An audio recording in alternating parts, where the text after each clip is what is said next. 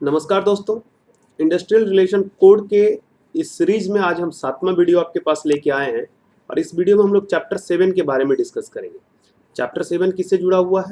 Mechanism for resolution of industrial dispute, यानी कि जो भी औद्योगिक विवाद होंगे उनको सुलझाने का क्या तंत्र होगा, मैकेनिज्म होगा, उसके बारे में। तो आइए देखते हैं। इंडस्ट्रियल डिस्प्यूट यानी औद्योगिक विवाद को सुलझाने का जो मैकेनिज्म है, तंत्र है, उसमें सबसे पहला जिक्र है सेक्शन 43 में आपको कंसिलिएशन ऑफिसर के बारे में, यानी कि सुलह पदाधिकारी के संबंध में। सुलह पदाधिकारी के संबंध में आपको जो है पूर्व के एक्ट में भी दिया गया था। स्टेट जो होता है अप्रोप्रिएट गवर्नमेंट, वो अपना कंसिलिएशन ऑफिसर जो है डिसाइड करते हैं कि किसको वो सुलह पदाधिकारी के रूप में रखेंगे। यहाँ पर एक्ट कह रहा है आपको कि अप्रोप्रिएट गवर्नमेंट जो है यानी समुचित सरकार जो है नोटिफिकेशन के जरिए अपॉइंट कर सकती है जितनी उनको आवश्यकता होगी और जिसको वो फिट समझेंगे कंसलेशन ऑफिसर के लिए, सुलह पदाधिकारी के सुलह कार्य के लिए। जहां औद्योगिक विवाद अगर होगा नियोजक और श्रमिक के बीच में, वर्कर और एम्प्लॉयर के बीच में डिस्प्यूट होगा, तो वो डिस्प्यूट को लाने के लिए, हालांकि औद्योगिक विवाद की जब आप परिभाषा पढ़ेंगे तो वो विवाद न केवल वर्कर और एम्प्लॉयर की बात होता है, एम्प्लॉयर और एम्प्लॉयर के बीच में भी हो सकता है और वर्कर के बीच में भी हो सकता है। तो किसी भी प्रकार का विवाद हो या विवाद होने की आशंका हो, ऐसी स्थिति में उस विवाद को सुलह पदाधिकारी के समक्ष लाया जा सकता है और उसकी नियुक्ति जो है समुचित सरकार करेगी नोटिफिकेशन के जरिए, अधिसूचना जारी करके, और उसको charge with duty of the mediating in and promoting the settlement of industrial dispute. और उनका जो ड्यूटी होगा वो होगा मध्यस्थता करना और सेटलमेंट को, समझौता को जो है प्रमोट करना इंडस्ट्रियल डिस्प्यूट के मामले में। अगर किसी प्रकार का विवाद है नियोजक और श्रमिक के बीच, तो प्रयास करेंगे कि वो मध्यस्थता से सुलझ जाए ताकि विवाद अनावश्यक लंबा ना खींचे और उसका जो है नुकसान राष्ट्र को या समाज को ना झेलना पड़े। एक कंसलेशन ऑफिसर में be appointed for a specified area, जैसे कि किसी एक जिला के नियुक्त हो सकते हैं, प्रमंडल के नियुक्त हो सकते हैं, ब्लॉक लेवल पर हो सकते हैं, और for specified industries, industry wise defined किया जा सकता है कि conciliation officer for agriculture industry, conciliation officer for construction industry, specified area, और फॉर वन और more specified industries and either permanently और for a limited period of time. तो ये सरकार के ऊपर निर्भर करता है, वो एक इंडस्ट्री के लिए भी कंसलेशन अफसर बना सकती है, एक या एक से अधिक इंडस्ट्री को जोड़ करके किसी कंसलेशन अफसर का निर्धारण कर सकती है, परमानेंट कर सकती है, लिमिटेड पीरियड के लिए कर सकती है। ये सब कुछ पावर जो है वो आपको समुचित सरकार को दिया गया है। अब आपका जो है सेक्शन 44 क्या कहता है? इंडस्ट्रियल ट्रिब्यूनल के बारे में, यानी कि औद्योगिक न्यायाधिकरण के संबंध में। अब ये ट्रिब्यूनल्स के बारे में कहता है कि जो अप्रोप्रिएट गवर्नमेंट है यानी समुचित सरकार है, वो नोटिफिकेशन के जरिए जैसे कंसलेशन ऑफिसर अपॉइंट करती थी, यहाँ पर कंस्टिट्यूट करेगी ट्रिब्यूनल्स को, एक या एक से ज़्यादा ट्रिब्यूनल्स को, डिपेंड करता है जितना उसकी आवश्यकता होगी और उसके स्पेसिफिक एरिया के हिसाब से। किसके लिए? एडजुडिकेशन ऑफ इंडस्ट्रियल डिस्प्यूट, कोई भी जो औद्योगिक विवाद होगा उसके अधिनिर्णयन के लिए, एडजुडिकेशन के लिए। जब विवाद होता है तो जनरली हम जानते हैं कि विवाद को सुलझाने का जो तरीका है, अलग अलग तरीका है। पहले तो विवाद को प्रयास किया जाता है कि कलेक्टिव बार्गेनिंग के मेथड से, सामूहिक सौदेबाजी के मेथड से सॉल्व कर लिया जाए। अगर वहाँ वो नहीं होता है तो फिर उसके बाद कंसलेशन अफसर के पास आते हैं, वहाँ भी अगर वो फेल होता है तो फिर वो आपको ट्रिब्यूनल्स के पास जाते हैं। तो जैसा कि मैंने आपको पहले भी बताया है इस सीरीज में कि जो पहले लेबर कोर्ट हुआ करते थे और फिर ट्रिब्यूनल्स भी हुआ करते थे, इस बार जो नया कोड आया है इसमें लेबर कोर्ट को हटा दिया गया, यानी आईटी एक्ट 1947 में जिस लेबर कोर्ट श्रम न्यायालय की आप चर्चा सुनते थे, वो श्रम न्यायालय आज समाप्त हो गया है। अब केवल और केवल आपको इंडस्ट्रियल ट्रिब्यूनल्स बच गए हैं। तो एडजुडिकेशन के लिए इंडस्ट्रियल डिस्प्यूट्स के सरकार, समुचित सरकार जो है नोटिफिकेशन के जरिए एक या अधिक ट्रिब्यूनल्स का गठन कर सकती है और उनको जो है सो वही फंक्शन करने होंगे, वही कार्य करने होंगे जो उनको इस कोड के तहत दिए गए होंगे। ट्रिब्यूनल्स को कोड के तहत दिया गया कार्य क्या होगा? उनका एडजुडिकेशन करना है, इंडस्ट्रियल डिस्प्यूट के मामले में किन किन मुद्दों को देखना है, उन सब के बारे में जो कोड उनको बताता है। इसके अलावा सेंट्रल गवर्नमेंट्स का जो ट्रिब्यूनल्स होगा, यानी कि अप्रोप्रिएट गवर्नमेंट को चूंकि पावर है तो स्टेट भी ट्रिब्यूनल्स बनाएंगी और सेंट्रल गवर्नमेंट भी बनाएंगे। तो स्टेट का जो ट्रिब्यूनल होगा वो तो स्टेट रिलेटेड जो मैटर होंगे लेबर से उनको देखेगा, और सेंट्रल गवर्नमेंट का ट्रिब्यूनल जो होगा जहां सेंट्रल गवर्नमेंट की अथॉरिटी होती है, जैसे रेलवे है, पत्तन है, आपको टेलीफोन है, जो भी दूरभाष वाली चीज़ है, या बैंकिंग कंपनी है, इन सब मामले में जहां सेंट्रल गवर्नमेंट का पावर है, जैसा कि आपको मैंने अपने परिभाषा वाले सेक्शन में बताया था कि समुचित सरकार में जो है कहाँ कहाँ सेंट्रल गवर्नमेंट समुचित सरकार है, तो वहां पर जो है उसके लिए अपना ट्रिब्यूनल होगा सेंट्रल गवर्नमेंट का, और वो जो है इस लेबर के अलावे और भी कुछ चीजों को देखे कि employ provident fund and miscellaneous provision act के रिलेटेड मैटर्स को भी, जो उसके सेक्शन 2M में, क्लॉज M में डिफाइन किया गया, उन मैटर्स को भी देखेगी। अब ये सेक्शन 2M तो आज के डेट में नहीं है, अब इसको सोशल सिक्योरिटी कोड में मर्ज कर दिया गया है। तो यानी सोशल सिक्योरिटी कोड में जो इससे रिलेटेड मैटर है उसको भी आपको ये ट्रिब्यूनल जो सेंट्रल गवर्नमेंट का ट्रिब्यूनल होगा वो देखेगा। अब इसमें क्या मैटर है उसको भी समझ लीजिए। तो जैसा कि आप यहाँ देख रहे हैं, ये आपका एम्प्लॉय प्रोविडेंट फंड एक्ट 1952 का सेक्शन 2M है। और ये सेक्शन 2M क्या कहता है कि tribunals means the tribunal industrial tribunal referred in section 7D। इस एक्ट के सेक्शन 7D में जो रेफर किया गया है इंडस्ट्रियल ट्रिब्यूनल, ट्रिब्यूनल का अर्थ वही होगा। अब इसको फिर से समझने के लिए आपको एक बार सेक्शन 7D भी देखना होगा कि 7D इसके बारे में क्या कहता है। तो 7D क्या कहता है कि यदि आईडी एक्ट के तहत कोई ट्रिब्यूनल गठित किया गया है तो उसको भी इस अधिनियम के तहत ट्रिब्यूनल माना जाएगा। ये देख रहे हैं आप, सेक्शन 7D ट्रिब्यूनल को डिफाइन करते हुए कहता है कि industrial tribunal constituted by central government under the sub section 1 of section 7 of the industrial dispute act. यानी आईडी एक्ट का जो सेक्शन था पहले पुराना वाला सब सेक्शन 7A, उसके तहत जो ट्रिब्यूनल गठित है सेंट्रल गवर्नमेंट के द्वारा, केंद्र सरकार के द्वारा, वो ट्रिब्यूनल जो है shall on and from the commencement of the part 14 of the chapter 6 of the Finance Act 2017 be the tribunal for the purpose of this act, and the said tribunal shall exercise the jurisdiction, power and authority conferred on it by or under the act। सीधी सी बात है कि ID act के तहत जो tribunal बना उसी को इन्होंने कहा कि भाई इस एक्ट के पर्पज से, यानी ईपीएफ एक्ट के पर्पज से भी आपको उसको ट्रिब्यूनल माना जाएगा। नेक्स्ट पॉइंट क्या कहता है सबसेक्शन 244 का कि every industrial tribunal shell consist of 2 member. जो भी इंडस्ट्रियल ट्रिब्यूनल्स होंगे उसमें 2 मेंबर होंगे। एक आपको होगा एडमिनिस्ट्रेटिव मेंबर और एक होगा आपका जुडिशियल मेंबर। एडमिनिस्ट्रेटिव मेंबर नाम से ही क्लियर है, कोई एडमिनिस्ट्रेटिव ऑफिसर होंगे तो appointed by the appropriate government out of हुम one shall be judicial member and other N administrative member. Judicial और एडमिनिस्ट्रेटिव यानी कि प्रशासनिक पदाधिकारी, और आपको जुडिशियल मेंबर यानी कि न्यायिक सदस्य, यानी प्रशासनिक सदस्य और न्यायिक सदस्य, इन 2 सदस्यों से मिल करके ट्रिब्यूनल बनेगा। ये बात आपको पहली बार आई है। पुराना जो आपका आईडी एक्ट था उसमें जो ट्रिब्यूनल था उसमें ये बात आपको नहीं था कि प्रशासनिक सदस्य और न्यायिक सदस्य होंगे, या इस बार कोड में जोड़ा गया है। ए bench of tribunal shell consist of A judicial member and N administrative member और सिंगल जुडिशियल मेंबर और सिंगल एडमिनिस्ट्रेटिव मेंबर। अब जो भी आपको ट्रिब्यूनल होगा उसमें जो बेंच होगा जो कि डिसीजन देगा ट्रिब्यूनल का, तो ट्रिब्यूनल के बेंच में हो सकता है कि एक एडमिनिस्ट्रेटिव मेंबर प्लस एक जुडिशियल मेंबर साथ में बैठ के डिसीजन दें, एक जुडिशियल मेंबर प्लस एक एडमिनिस्ट्रेटिव मेंबर। इसलिए मैं कह रहा हूं जुडिशियल पहले लिख रहा हूं क्योंकि जुडिशियल मेंबर जो है वो एडमिनिस्ट्रेटिव मेंबर से सीनियर माने जाएंगे, आगे इस कोड में बताया भी गया है। जुडिशियल मेंबर और एडमिनिस्ट्रेटिव मेंबर साथ मिलकर के बेंच गठित करें, या जुडिशियल मेंबर का अकेला बेंच हो या एडमिनिस्ट्रेटिव मेंबर का अपना अकेला बेंच हो। The qualification for appointment, method of recruitment, term of offices, salaries and allowances, resignation, removal and other term of condition of services। यानी कि नियुक्ति के लिए जो भी शर्तें होंगी, योग्यता शर्तें होंगी, क्वालिफिकेशन होगा, योग्यता होगी, मेथड ऑफ रिक्रूटमेंट किस तरह से उनका रिक्रूटमेंट किया जाएगा, नियुक्ति की जाएगी, टर्म ऑफ ऑफिसेज, सैलरी जो उनको वेतन भत्ता वगैरह दिया जाना है, उनका जो इस्तीफा वगैरह होगा उनको हटाने की प्रक्रिया या कोई भी कंडीशन सर्विस से related of the judicial member and administrative member of tribunal constituted by central government shall be in accordance with the rule made under the section 184 of Finance Act 2017। अब 2017 का फिनांस एक्ट का section 184 जो है उसके हिसाब से उनके ये सारी बातें निर्धारित की जाएगी, क्या क्या उनका क्वालिफिकेशन, उनका रिक्रूटमेंट का मेथड, सैलरी वगैरह सारी बातें। अब ये क्या है सेक्शन 184 फिनांस एक्ट 2017 का, इसको थोड़ा सा समझ लीजिए।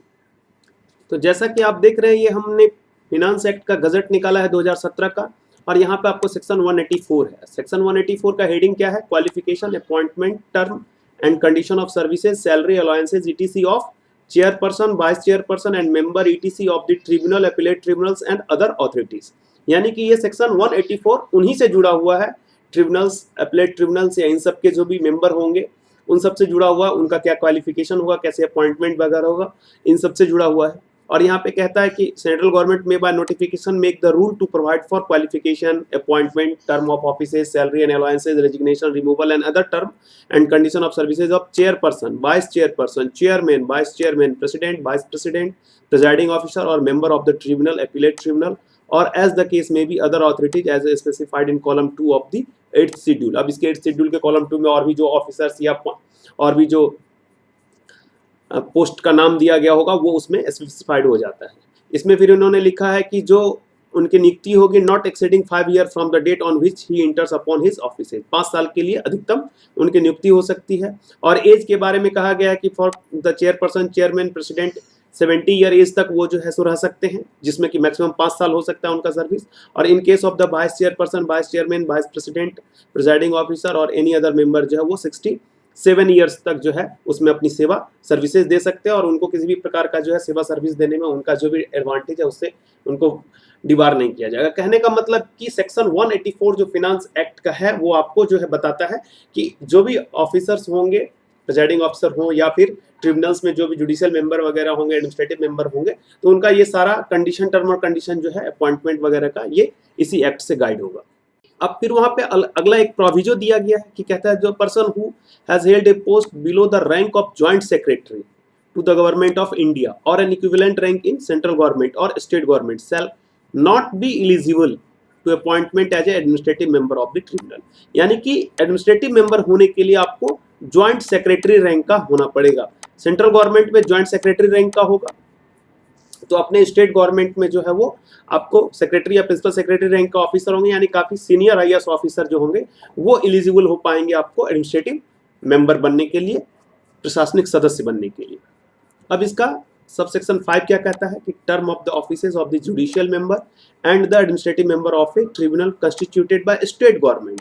अब यदि स्टेट गवर्नमेंट ने, ये तो ऊपर वाली बात जो मैंने बताई वो आपको सेंट्रल गवर्नमेंट के लिए हो गया, और जो स्टेट गवर्नमेंट है उनका जो ऑफिसर है जुडिशियल मेंबर या एडमिनिस्ट्रेटिव मेंबर, उनके लिए जो टर्म ऑफ ऑफिसेज होंगे,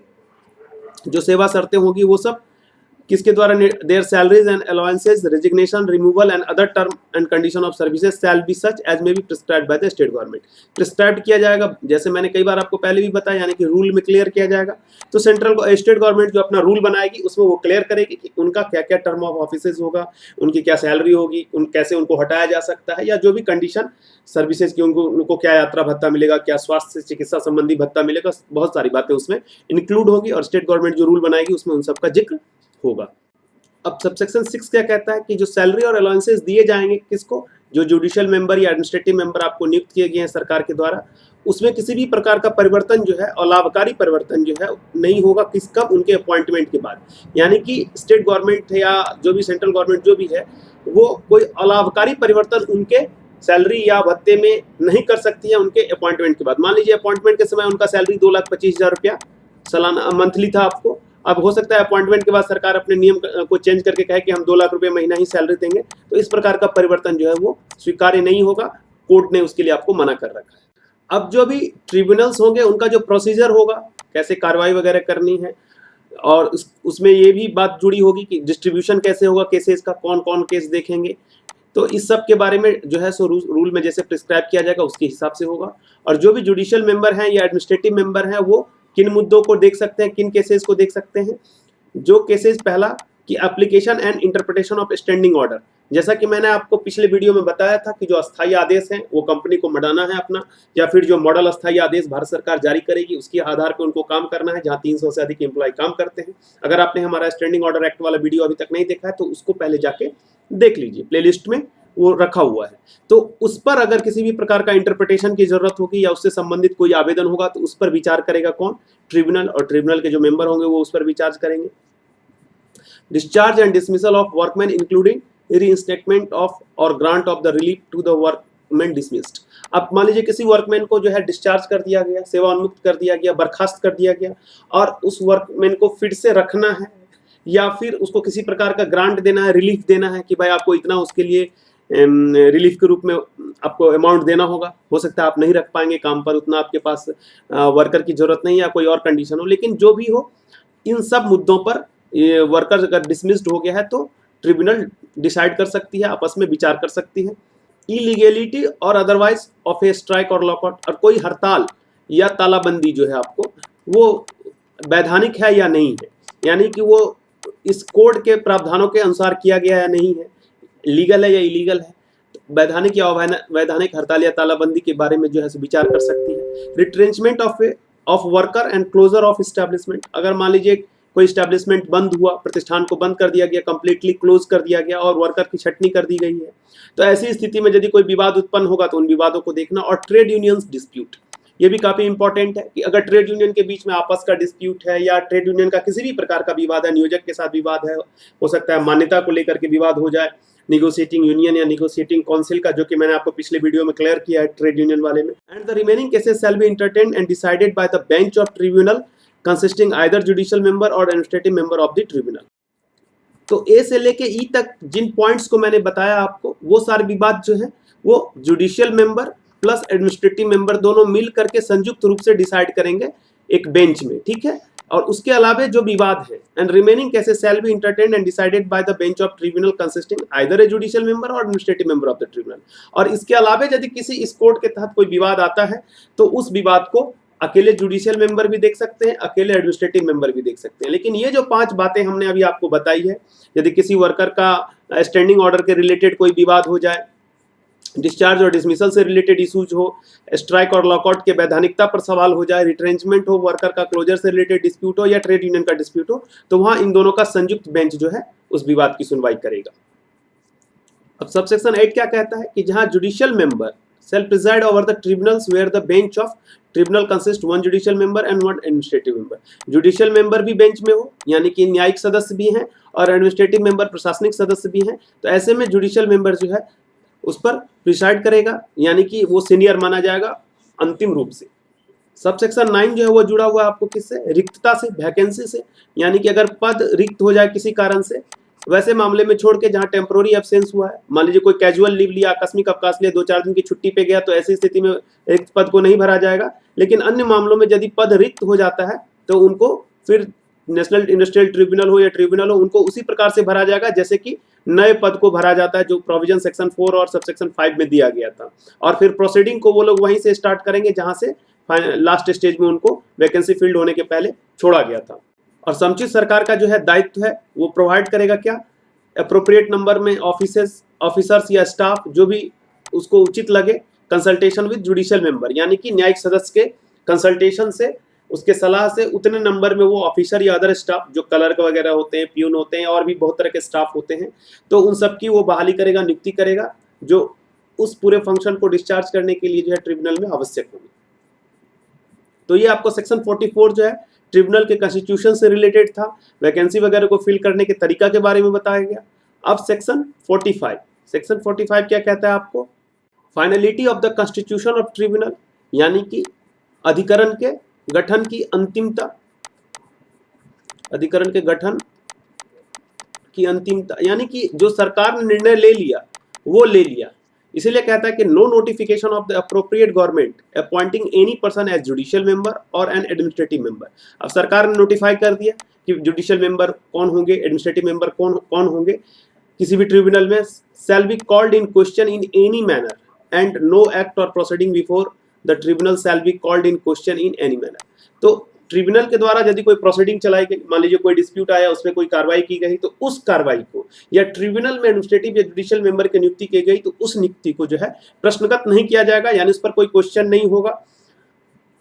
on the ground mainly of the existence of any vacancy और defect in the constitution of such tribunal. और उसका ये आधार बना करके कि जो नियुक्ति की गई है उसमें दोष है, डिफेक्ट है, या वैकेंसी वगैरह सही नहीं है, गलत है, जो भी रीजन बना के आप अगर प्रश्न उठाते हैं तो वो प्रश्न वहां पर वैलिड नहीं होगा, सरकार ने जो ले लिया निर्णय वो अंतिम होगा। अब सेक्शन 46 जुड़ा हुआ है किससे, नेशनल इंडस्ट्रियल ट्रिब्यूनल से, यानी कि राष्ट्रीय औद्योगिक न्यायाधिकरण या अधिकरण, जो भी आप उसको कहेंगे, दोनों शब्द चलता है, अधिकरण या न्यायाधिकरण, उनसे। तो यहाँ बात एक मैं आपको स्पष्ट कर दूं कि जो ट्रिब्यूनल्स होंगे वो ट्रिब्यूनल्स नल के बारे में आप समझ लीजिए कि ट्रिब्यूनल को 2 टाइप में बांटा गया है। आपको एक है कि ट्रिब्यूनल, ठीक है, एज सच, और वो ट्रिब्यूनल जो होगा वो आपको 2 तरह का हो सकता है। एक तो स्टेट गवर्नमेंट जिसको चलाए,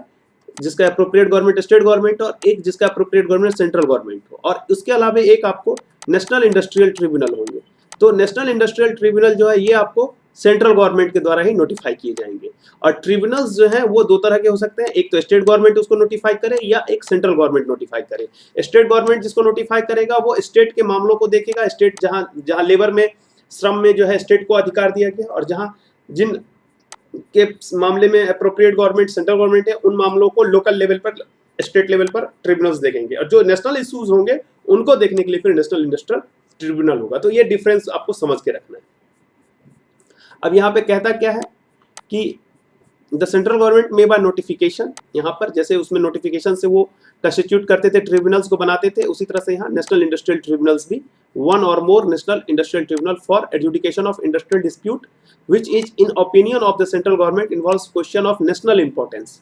राष्ट्र हित से जुड़ा हुआ मुद्दा या पूरे देश से जुड़ा हुआ मुद्दा हो, या or of such a nature that industrial establishments situated in more than one state are likely to be interested in or affected by such dispute, या ऐसा मुद्दा हो जो कि दो या दो से ज्यादा राज्य से उससे संबंधित है। तो ऐसी स्थिति में वो जो है सो नेशनल इंडस्ट्रियल ट्रिब्यूनल के पास मैटर जाएगा।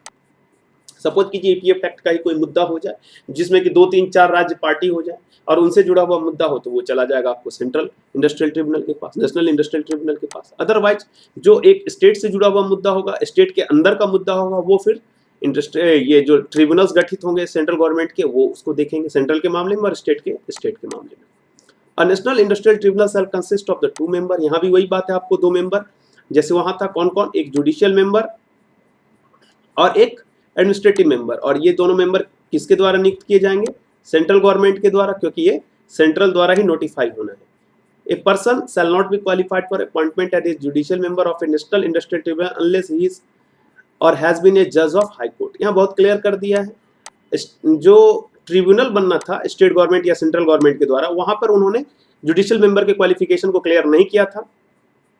यहाँ पर लेकिन उन्होंने जो है क्लियर कर दिया है कि जुडिशियल मेंबर का जो क्वालिफिकेशन होगा वो जज ऑफ हाई कोर्ट, यानी कि उच्च न्यायालय के जज होना चाहिए, उनको उच्च न्यायालय के न्यायाधीश होने चाहिए। A person shall not be qualified for appointment as administrative member of a national industrial tribunal unless he is और has been secretary of the government of India और holding an equivalent rank in central government और state government having adequate experience of handling the labour related matter. अब यहाँ पर भी उन्होंने थोड़ा सा रैंक बढ़ा दिया, वहां पर था ज्वाइंट सेक्रेटरी, जेएस के रैंक का था, और यहाँ पर उन्होंने सेक्रेटरी के रैंक का ऑफिसर को रखा है, यानी बहुत सीनियर जो आईएएस ऑफिसर वगैरह होंगे वही इसमें आपको क्वालिफाई होंगे एडमिनिस्ट्रेटिव मेंबर बनने के लिए।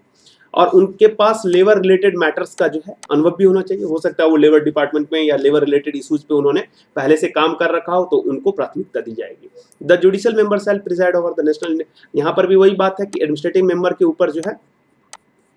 जुडिशियल मेंबर जो है सो सुपरसीड करेंगे, जैसे कि आपको ट्रिब्यूनल में था। The procedure of selection of the judicial member and administrative member of the National Industrial Tribunal, their salaries, allowances and other term of condition of services shall be such as may be prescribed। अब central government जो अपना rule बनाएगी उस rule में वो declare करेगी कि वो क्या सैलरी देगी, किस तरीके से उनकी नियुक्ति होगी, क्या भत्ता मिलेगा, और अदर जो टर्म ऑफ कंडीशन है सर्विसेज का वो। द सेंट्रल गवर्नमेंट में provide such number of officers and other staff as it think fits in consultation with the judicial member of the National Industrial Tribunal। जैसा वहां पर था कि भाई आपको जुडिशियल मेंबर से कंसल्ट कर लेना है, सलाह लेकर के फिर जितना उसको ऑफिसर की जरूरत है, स्टाफ की जरूरत है, वो प्रोवाइड करना है ताकि जो भी उनको फंक्शन करना है उसको वो सही तरीके से कर पाए। तो ये यहाँ पर भी यही बात है।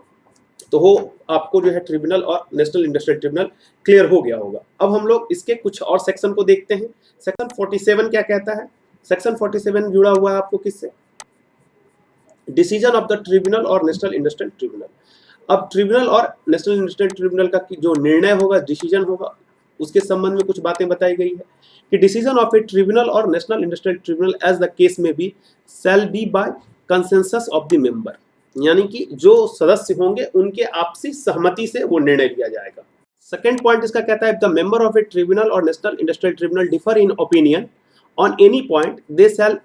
state the point or point on which they differ and make a reference to the appropriate government। तब उस स्थिति में अब मान लीजिए दोनों के बीच में किसी पॉइंट को लेकर के ओपिनियन डिफरेंस है कि एडमिनिस्ट्रेटिव मेंबर कह रहे हैं कि ये होना चाहिए, जुडिशियल मेंबर कह रहे हैं कि ये होना चाहिए, तो ऐसी स्थिति में फिर वो अपने पॉइंट्स को लिखते हुए कि भाई हम क्यों इस पर डिफर कर रहे हैं या हमारा ये विचार क्यों है, और वो फिर समुचित सरकार को उसको प्रेषित करेंगे।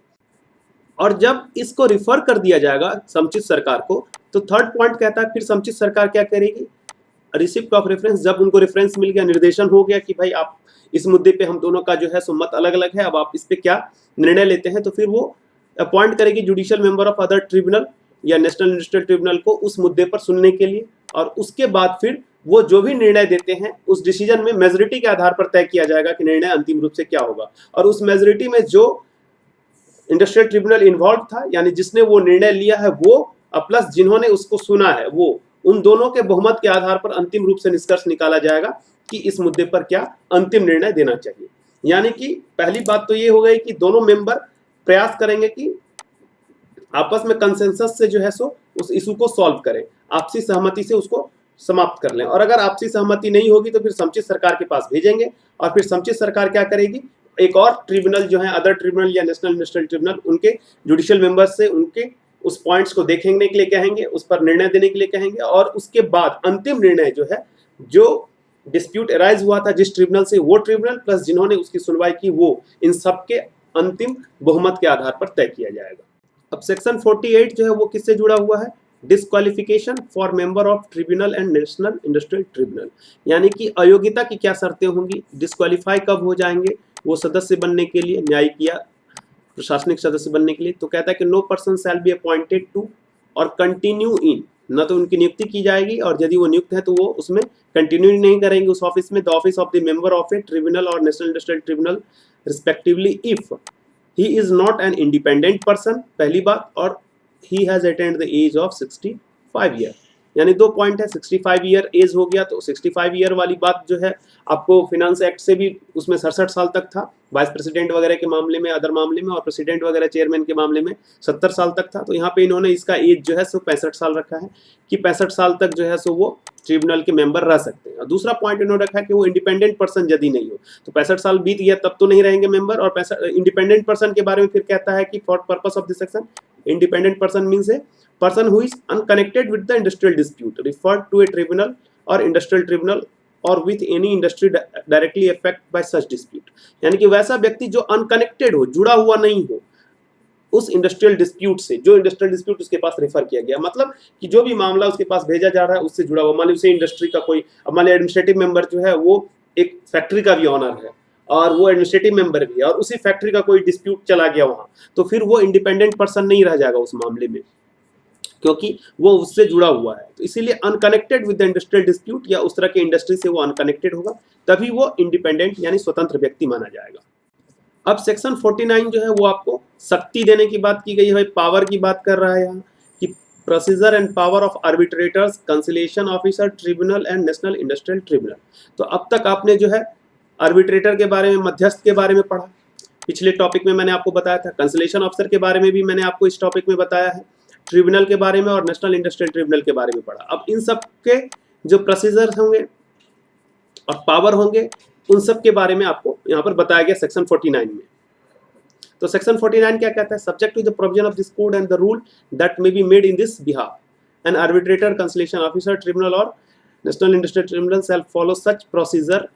As the arbitrator, conciliation officer, tribunal और national industrial tribunal may deem fit. वो तरीके अपना सकते हैं, वो कार्यविधि अपना सकता है जो उसको फिट लगे, उसको इम्प्लीमेंट करने के लिए या उसको प्रोसीड करने के लिए। एक कंसिलिएशन ऑफिसर और an officer authorised in this behalf by the tribunal और national industrial tribunal may for the purpose of inquiry into any existing और अफेंडेड इंडस्ट्रियल डिस्प्यूट, यदि कोई विवाद है, अस्तित्व में आ गया है या होने की संभावना है, after giving reasonable notice enter the premises occupied by any establishment to which the dispute relates. तो नोटिस दे करके वो उसमें एंट्री कर सकता है प्रीमाइसेस में। जैसा कि आप जानते हैं कई सारे कोड और एक्ट में इस तरह की बातें होती है, जो भी ऑफिसर होते हैं इससे रिलेटेड उनको पावर रहता है कि वो प्रीमाइसेस में एंट्री कर सकते हैं, लोगों का बयान ले सकते हैं, डॉक्यूमेंट्स की जांच कर सकते हैं, एविडेंस ले सकते हैं, गवाही के लिए बुला सकते हैं। तो इन तरह की बातें जो है सो उतनी पावर नहीं होगी तो फिर वो काम आगे बढ़ेगा नहीं। यहाँ भी वही बात है, द कंसिलिएशन ऑफिसर, ट्रिब्यूनल और ये जो है shall have the same power are vested in civil code under the civil code procedure 1908। CPC जो है 1908 में जो पावर सिविल कोड को दिया गया है, दीवानी न्यायालय को दिया गया, वो सारे पावर जो है आपको कंसिलिएशन ऑफिसर के पास भी है, ट्रिब्यूनल के पास भी है, नेशनल इंडस्ट्रियल ट्रिब्यूनल के पास भी है, सबको बराबर की शक्ति दी गई है। यानी कि एक जिले में पदस्थापित जो कंसिलिएशन ऑफिसर है उसको भी सिविल कोड का पावर होता है इस कोड के तहत, या और कई जगह आपको मिलेगा, आगे जहां भी आएगा मैं आपको बताऊंगा। When trying to a suit in respect of the following manner, किस किस मामले में उसको सिविल कोड का पावर है, तो पहला है enforcing the attendance of any person and examine him on oath, किसी को भी उपस्थित होने के लिए वो बाध्य कर सकता है। Compelling the production of document and material objects, जो भी साक्ष्य है, डॉक्यूमेंट्स है, दस्तावेज है, उसको प्रोड्यूस करने के लिए। इसके अलावा साक्ष्यों की एग्जामिनेशन ऑफ विटनेस, साक्ष्यों की जांच के लिए कमीशन इशू करने के लिए। In respect of such other matter as may be prescribe, जो भी एक कोर्ट को गवाही वगैरह लेने के लिए या अपने प्रोसीडिंग को चलाने के लिए शक्ति की आवश्यकता होती है एज ए सिविल कोर्ट, वो सारी शक्तियां जो है conciliation officer, tribunals, national industrial tribunals या आर्बिट्रेटर सबके पास होंगी। And every inquiry or investigation by the tribunal और national industrial tribunal shall be deemed to be a judicial proceeding, उसको क्या है, न्यायिक कार्यवाही माना जाएगा within the meaning of the section 193 and 228 of the IPC। IPC के दो सेक्शन का यहाँ पे जिक्र किया गया है, 193 और 228 के तहत जो न्यायिक कार्रवाई की प्रक्रिया के बारे में बताया गया है, वह न्यायिक कार्रवाई जो है आपको माना जाएगा किसको,